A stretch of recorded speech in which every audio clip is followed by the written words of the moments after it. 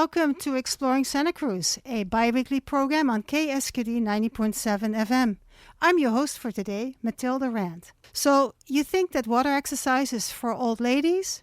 Well, don't tell that to the 49ers. Here to discuss are Lynn Difley, Erin Coolman, and Amy Locks. Lynn Difley has been teaching water exercise in its many forms for 45 years and still loves it.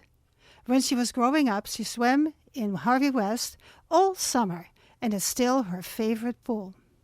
Erin Coolman is a retired special education and adaptive PE teacher from Santa Cruz City Schools. She has taught water exercise and swimming skills for over 30 years and currently teaches a deep water exercise class for Santa Cruz County Parks.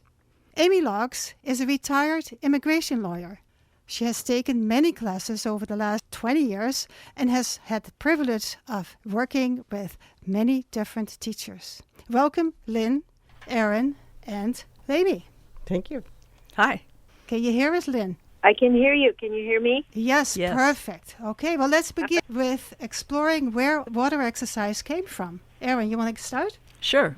If you consider that people have been swimming for years and thousands of years probably, and also look back at the archaeological sites that we can go back and understand, the Roman baths, the Japanese baths, water exercise has been a big part of civilization for centuries.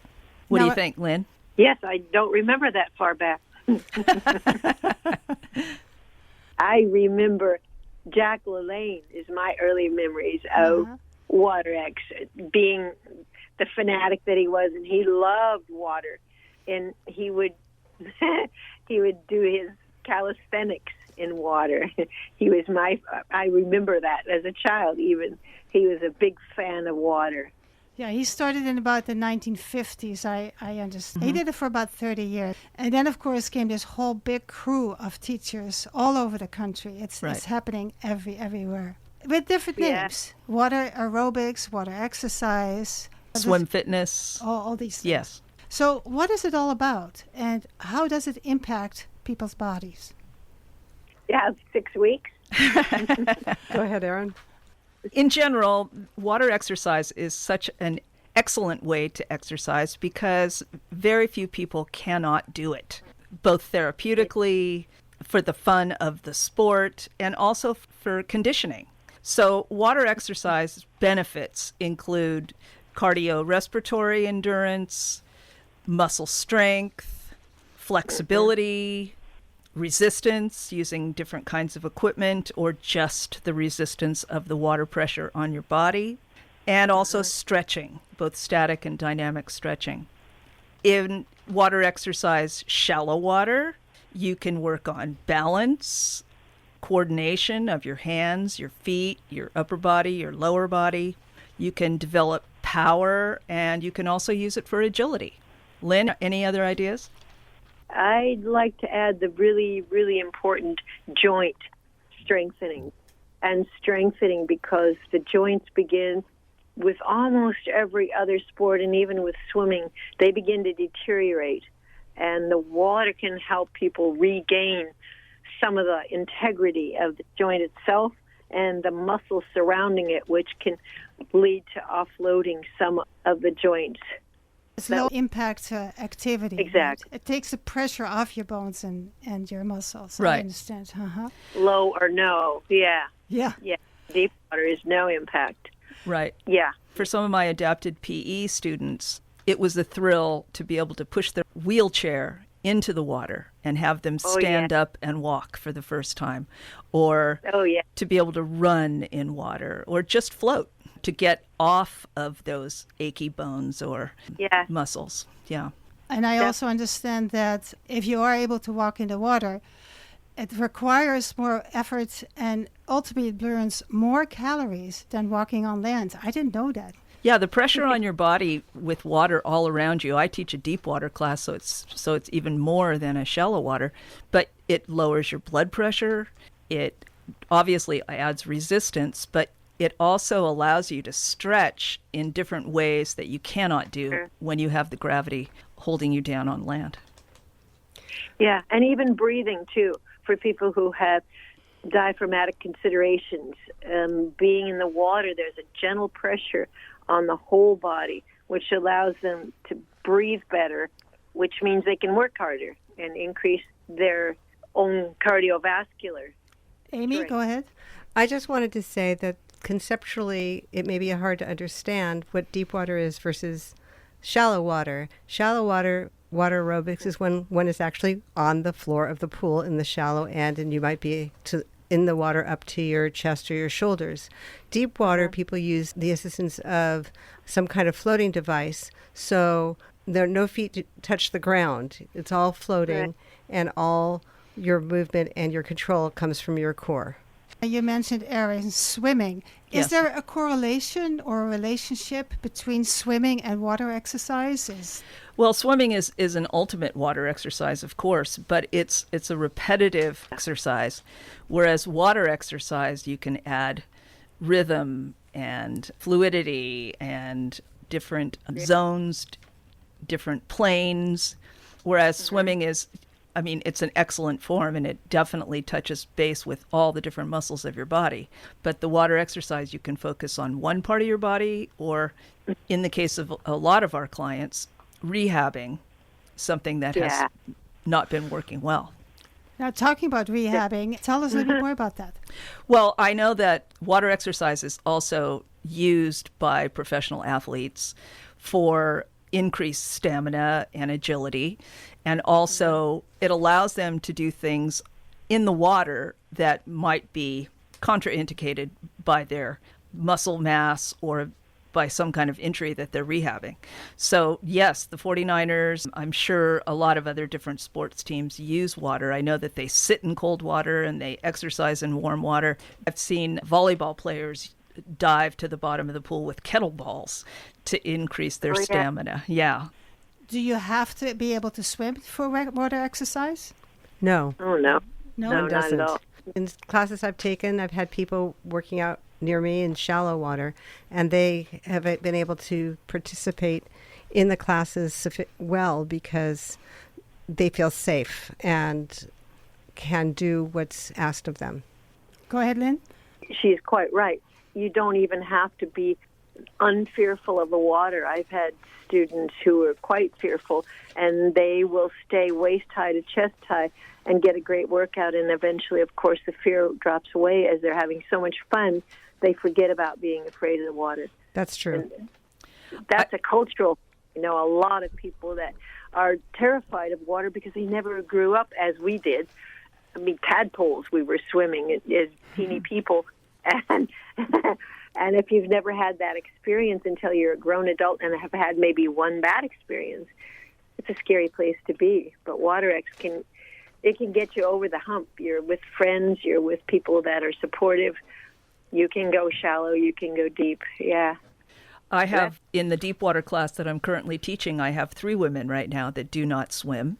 And one still hugs the wall lots of times, but the other 2 have come out and told me that one of the reasons they wanted to take water exercise is so that they could get a feel for how people swim.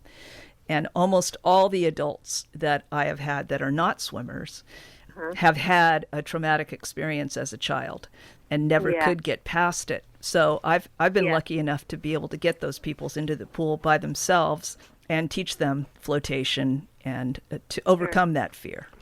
Well, thank you for that. So let's go back to you. How did you all get involved with water exercise? And why don't we start with Lynn this time? Too much swimming. I have taught land aerobics for a long time, and I love swimming, but my shoulders had too much of a good thing. So I said, well, heck, this is not fun. I got to be in the water somehow, and I looked to water aerobics to fill that gap, and it's been much more fun than swimming. I love swimming as maybe a mantra. You go and you go and you go. It's slow, it's steady, it's like meditation, but it's the same motion over and over again, even if you know 4 or 5 strokes. And the joints just kind of don't like that.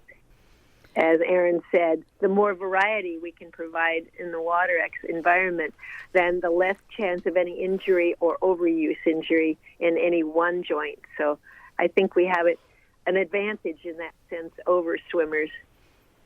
I agree. How did you get involved, Erin? Well, I was a PE major in my late 30s, in the 80s, and part of my training was to take the Red Cross certification to become lifeguarding.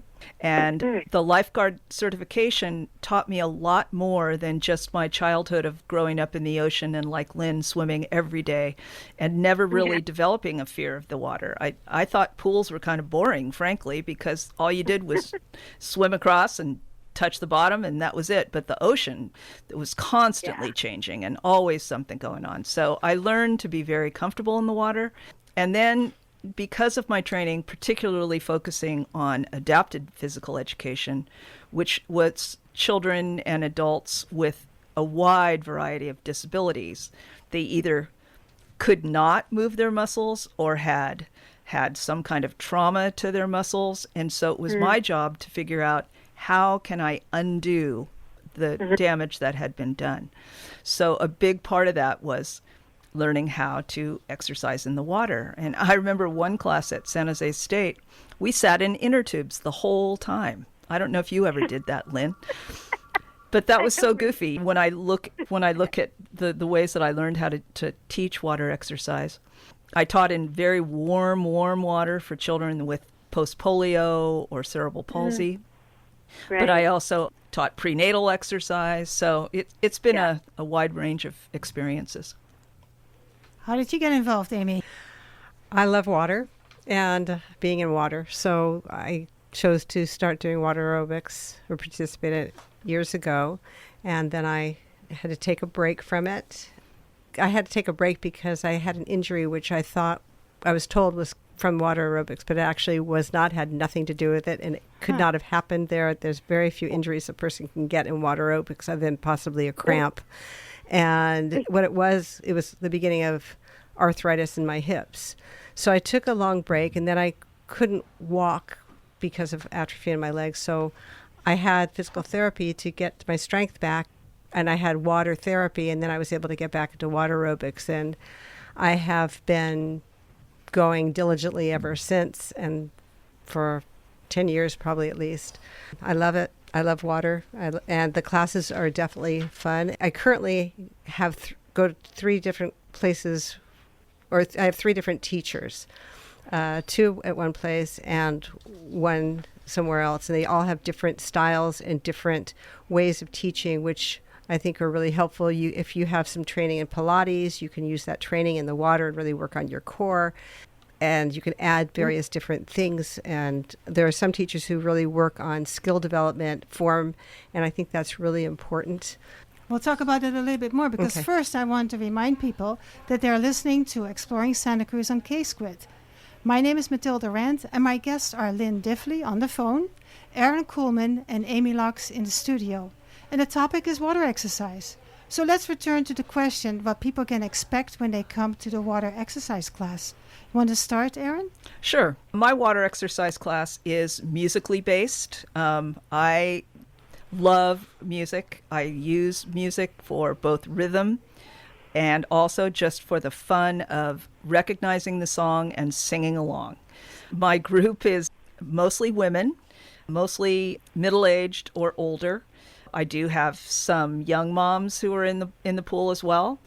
I make a playlist a lot of the times with a theme, so we exercise to the rhythm of the music and also stretch and try to increase our endurance, trying to keep up with some of the rock and roll that I play. What about you, Lynn? What can people expect when they come to your class?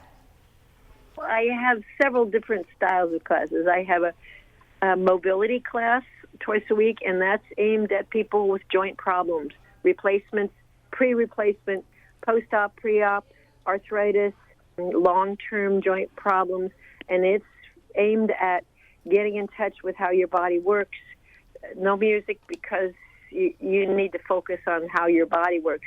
And there's cardiovascular work, but it's at a much lower pace because the focus is, how does my body work? How does it not work? How can I get it to work? as Erin said, how can we rehab those things that are not working properly for us? And then I have a music day, and that's probably very similar to Erin's. It's a lot of fun and dancing. And then I have a circuit day, which is focus on strength as well as cardio. And then I have an extreme day on Sunday, which is really challenging, mostly for cardiovascular system, but also for the strength. So depends on what day you come, what you would get. That's right. Now, Amy is nodding and saying, because you are taking classes from both Erin I do take classes from both of them. Go ahead. What can people expect? expect? What I wanted to say was, even on Tuesdays and Thursdays when the class is focused on people who need rehabilitation or dealing with some kind of physical issue, those of us who are able to can also do more, and we can push ourselves. In any class, one can push oneself to a high level of activity or a low level of activity. So if there was a thought of, let's say, going to Erin's class and there's music and they're moving fast into the beat of the music, that doesn't mean that if you're in the class, that's what you have to do. Mm-hmm. It's very individualized. Right. People can decide what their body is capable of and then work according to their abilities. And that's what's wonderful about water aerobics. Right. Now, I assume, Erin and Lynn, that you both have gone through a training, because in order to teach, you have to qualify. Yes. So can you briefly state what are the qualifications? Not only do I have a degree in physical education, but I have a certificate from the Aquatic Exercise Association in America. It's a pretty rigorous training. It takes some doing to pass the initial test.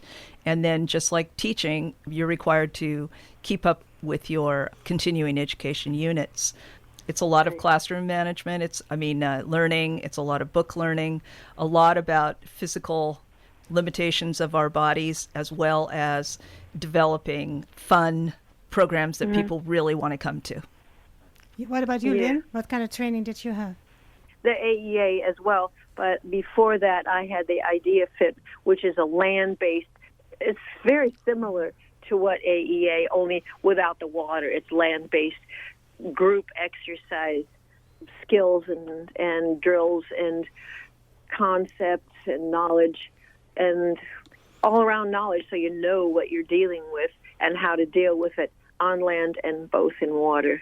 And the Arthritis Foundation also used to have an excellent training program, which they sadly have let go, and they sadly have left off the sponsorship of land and water-based exercises. They are now into fundraising, which I find very, very upsetting. They had a great program, and I think we could have done a lot more with it, because so many people have arthritis, and water is just perfect for them to not lose their strength, as what happened to Amy. You know, if you don't use your body, it begins to atrophy. But in the water, you can keep that from happening while you learn how to deal with an injury, or while you perfect your athletic skills. You can become a better runner, a better jumper, better dancer. Amy? One of the things I'd like to share with the community is that we don't have enough water aerobics teachers in Santa Cruz. Yeah. I have been told that it's the learning the water aerobics skills as a teacher, how to provide those skills, is very doable for people who really want to do it, and very available. So I would encourage anybody who's listening to this who is interested in teaching water aerobics to talk to Erin or to Lynn and find out more about it, because there's such a lack of teachers here. And Erin, they can contact you by email? Yes. Coolman, C-O-O-L, Coolman, at cruisio.com. Coolman at cruisio.com. Right. Okay. Lynn, any contact information that you would like to share? I think Capitola Fitness is the best place to contact me, because I'm there more than anywhere else. So you can get Capitola Fitness. And I recommend them to everybody, too. They're a great place to go. And I understand that there's also the Simpkins. Yes. And 24-hour fitness. 24 doesn't have a pool. I mean, they have a pool, but it's not an organized water exercise class any longer. In Shape also has water aerobics classes. Right now they're working on pool repair, so there aren't classes currently there, but they do have them. Right. There are several pools in San yeah, Lorenzo yeah, Valley. Yeah, including the old Borland building, and there's pools around. Harvey West has had classes, Right. as well as the Elks Club. Right. So there's no reason for people who live in different parts of the city and the county to go and do water exercise.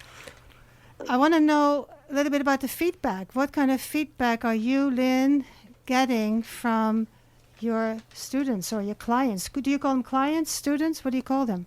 Students. Some of each. Some of each. Okay. What kind of feedback are you getting? The feedback I get is there are not enough classes, not enough space in the classes because we're still social distancing. They want more. They love it. They benefit from it. Their lives are more enriched, and they want to have even more than they already have. It's all positive, if you ask me. They might not tell me if it's negative. Well, as a student, I agree with what Lynn has said. I love it. I probably go 5 or 6 days a week, I think, when I can. And I walk as well. I do other things. It's just that's really important for my health and my energy, my whole being. Erin, what kind of feedback are you getting? My class is really, really fun. And that's what I get the feedback from. They love the camaraderie. They've become a community. They really have. They like each other. They take care of each other when somebody is sick. They make food for each other.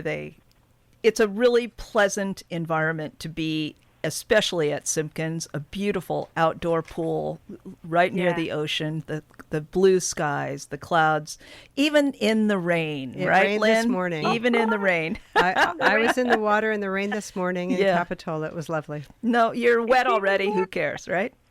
After class one day, I said, let me know why are you taking this class? And of course, a lot of them are rehabbing their hips and their knees and their surgically repaired parts. But they also said, it's for my mental health. Mm-hmm. They love the class. It is fun. Very, very rarely do you ever hurt yourself doing water exercise because you really can't. You're limited by what you can do. And there are some fine athletes in my class, but there's also some people who are brand new and are learning as they go. It's a lot of fun. And Amy, just going back to what you said earlier, that you have different teachers and people have different styles. Yes. But you still go to all these different teachers. Yes, and I think it really helps to have a teacher who is very concerned about form and posture and how to do the movement completely and thoroughly. But it's something, if you have that one or two teachers who do that, then you can take that to the other classes and perform to your best ability. So in other words, you'll never feel left out because you can do different levels in the water and you have different classes and you already state what is being done in those classes. Right. I liked what you said about community. Yes. I've been listening to Yeah. you. I really feel that you're building community. And of course, as somebody who works at K-Squid, that is our motto, that we want to build community. So thank you so much for building community. It's so fun. People love it, and they love each other. Each one of you, 45 seconds. Are there any final thoughts? I would say that probably water exercise to me is something that I can do forever. I did it when I was pregnant. I did it when I was hurt. I've done it as a teacher, and I also love taking other people's classes. I always learn something every time I take a class. So I highly recommend it to anybody. Lynn, final thoughts? I think everybody should try a class, another class, another class. If you don't like one, take another one. And don't worry about what you wear. Don't worry about your outfit because we get everything. I think for some people that's an important consideration. What do I wear? Anything. You can wear shorts and a T-shirt. You can wear anything that you've got that makes you feel comfortable. You mean as long as you come close, right? Yeah. Something on your body. Amy, final thoughts? Final thoughts are, I think the great thing about water aerobics is everybody is welcome, and it goes rain or shine, the thing that terminates it is maybe lack of lifeguards, which happens at Simpkins lately. So if anybody wants to become a lifeguard, that would be well appreciated as well. And lightning. So not enough lifeguards, and lightning is what stops water aerobics classes. I think that's a very good idea. Thank you, Lynn. Thank you, Erin. And thank you, Amy. And you've been listening to Exploring Santa Cruz with Lynn Difley, Erin Coolman, and Amy Locks. And the contact information is either Capitola Fitness for Lynn, and Erin Coolman you can reach at Coolman at cruisio.com.